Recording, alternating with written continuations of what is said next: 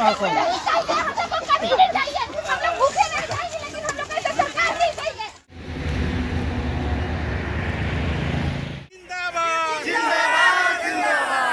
एकता जिंदाबाद, लकड़ी का रैयत जमीन में धान रोपेंगे।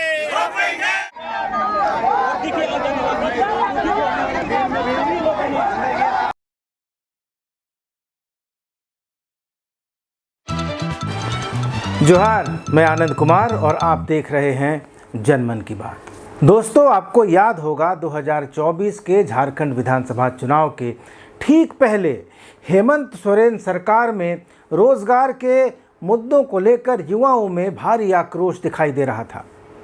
नियुक्ति परीक्षाओं में धांधली के रोज नए समाचार आ रहे थे। PGT, junior engineer, CGL, lab assistant, हर परीक्षा संदेह के घेरे में थी। युवा और छात्र आंदोलन कर रहे थे। उनकी कई मांगों पर हेमंत सरकार झुकी भी, कार्रवाई भी हुई। लेकिन विधानसभा चुनाव के ठीक पहले अचानक सब कुछ बदल गया। युवाओं के आंदोलन में बीजेपी घुस आई। भाजपा युवा मोर्चा ने छात्र आक्रोश रैली निकाली। छात्र नेता भाजपा नेताओं के साथ दिखने लगे। उनके जिस ट्विटर अभियान के आगे सरकार दबाव में आ जाती थी, वह भाजपा नेताओं के परीक्षाओं में धांधली के ट्वीट से भर गया। छात्रों, युवाओं की तस्वीर बीजेपी नेताओं के साथ इन ट्वीट्स के साथ टैग होने लगी और छात्र भी इन नेताओं को टैग करने लगे। आंदोलन हाईजैक हो गया और उन बेचारे भोले भाले छात्रों को लगा कि भाजपा अब उनके साथ है। उन्हें लगा कि हेमंत सरकार तो अब गई तब गई। लेकिन उन्हें क्या पता था कि वे राजनीति की बिसात के ऐसे मोहरे बना दिए गए थे जिन्हें सिर्फ कटने के लिए रखा गया था। ऐसा ही हुआ। भाजपा को सत्ता तो मिली नहीं, लेकिन छात्रों पर मुकदमे जरूर दर्ज हो गए। उन पर भाजपा का लेबल भी लग गया। अब वे छात्र नेता नहीं रहे और राजनीति उन्हें करनी आती नहीं थी। छात्रों को यह समझ ही नहीं आया कि जब आंदोलन उनका अपना था और सरकार की सहानुभूति भी कहीं ना कहीं उनके प्रति थी, चाहे थोड़ी ही थी।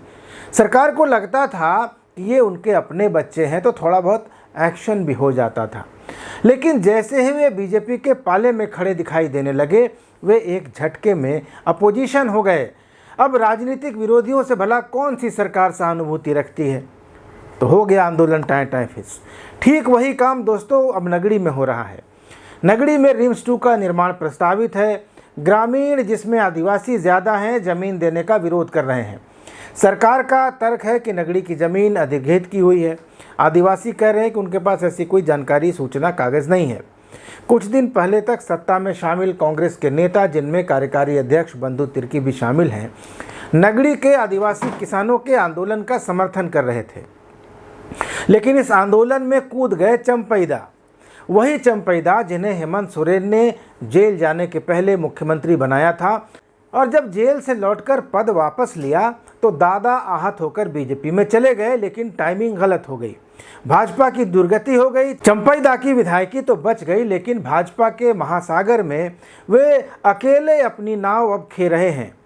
भाजपा तो चुनाव हारकर ऐसी नीम बेहोशी की हालत में चली गई है कि अपने संगठन के फैसले तक नहीं कर पा रही।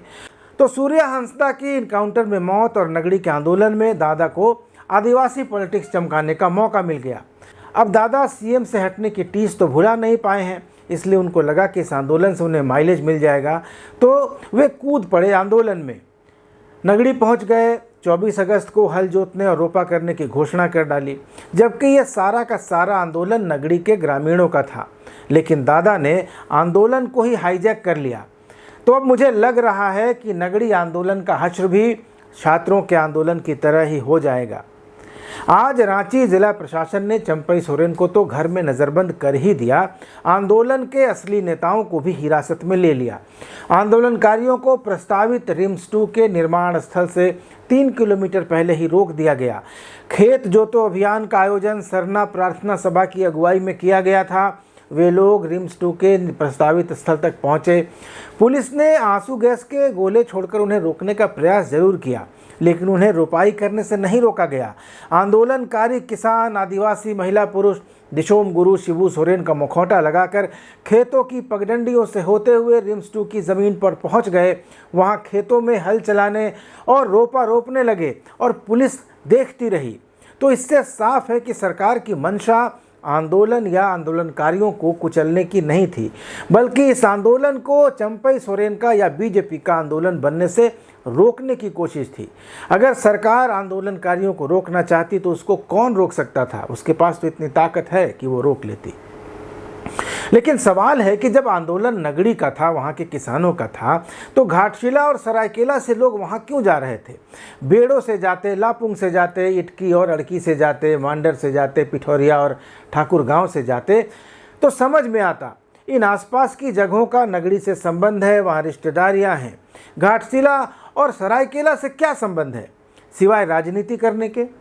चंपई सोरेन कोल्हान के संथालों के नेता तो हो सकते हैं, लेकिन वे कोल्हान के ही भूमिजों के नेता नहीं हैं, वे कोल्हान के ही हो आदिवासियों के नेता भी नहीं हैं। तो वे अड़की के उरांव और मुंडा आदिवासियों के नेता कैसे हो सकते हैं? कैसे ये आदिवासी चंपई दा को अपना नेता मान लेंगे? और मुझे लगता भी नहीं कि अड़की के वे सारे लोग जो ज़मीन बचाने का आंदोलन कर रहे हैं चंपई सोरेन के साथ हैं। कुछ ही लोग उनके साथ हैं, लेकिन वे भी वही गलती कर रहे हैं जो 2024 के चुनाव के पहले छात्रों और युवाओं ने की थी, यानी अपना आंदोलन दूसरे के हाथ में सौंप देने की। जो भाजपा के नेता आज नगड़ी के आंदोलन में थे, क्या उनके पास इस बात की कोई सफाई है कि आदिवासी ज़मीन पर लॉ यूनिवर्सिटी कैसे बन गई? कैसे अर्जुन मुंडा की सरकार ने इसी नगड़ी में IIM और सेंट्रल यूनिवर्सिटी बनाने की तैयारी कर ली थी? अगर गुरुजी नगड़ी जाकर खड़े नहीं होते तो आज नगड़ी में RIMS-2 के लिए ज़मीन भी नहीं बचती। दोस्तों, आज चंपई सोरेन कह रहे हैं कि रांची स्मार्ट सिटी की खाली ज़मीन को क्यों नहीं RIMS-2 के निर्माण के लिए दे दिया जाता है। वे क्यों इस बात को नहीं बताते कि स्मार्ट सिटी की एक एक इंच ज़मीन के उपयोग का ब्लूप्रिंट किस सरकार ने तैयार किया था? कहीं ऐसा तो नहीं कि नगड़ी आंदोलन के बहाने चंपई दा अपने बेटे की रीलॉन्चिंग की तैयारी में लगे हैं? रामदास सोरेन के निधन के बाद घाटशिला की विधानसभा सीट पर उपचुनाव होना है। चंपई दा के बेटे बाबूलाल सोरेन वहां से पिछला चुनाव हार चुके हैं बीजेपी के टिकट पर। तो दादा का असली मकसद कहीं नगड़ी का माइलेज लेकर बेटे को घाटशिला से दोबारा बीजेपी का टिकट दिलाना तो नहीं है? दोस्तों, आपको क्या लगता है कि नगड़ी के आंदोलन में क्या चंपई सोरेन सचमुच किसानों के प्रति सहानुभूति रखते हैं या राजनीति कर रहे हैं और घाटशिला में होने वाले उपचुनाव के लिए बेटे को टिकट दिलाने के लिए सारा उन्होंने जो प्रयोजन था, जो कार्यक्रम था वो रखा था? क्योंकि घाटशिला और सरायकेला से बड़ी संख्या में गाड़ियां लेकर नगड़ी में जाने का क्या औचित्य बनता है? अपनी राय कमेंट बॉक्स में जाकर ज़रूर दीजिएगा। चैनल को सब्सक्राइब नहीं किया है तो सब्सक्राइब ज़रूर कर लीजिएगा। अगले वीडियो में मिलेंगे, तब तक इजाज़त दीजिए। धन्यवाद, नमस्कार।